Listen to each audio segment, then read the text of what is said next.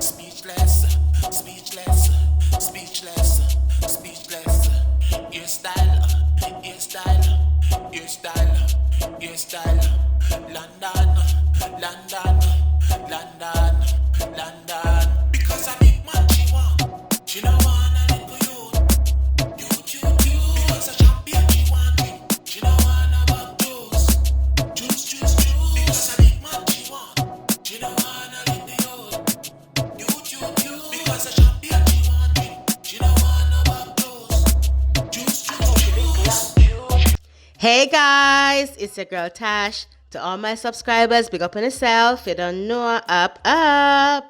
In this video, I just wanted to show you guys how I braid on dreadlocks for a firm, longer lasting hold. Now this is just my technique and I do hope that you guys find it useful.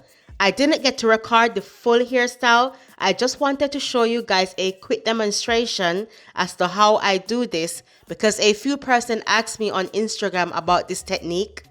I also had to install some braiding here between his locks where there were a lot of bald patches.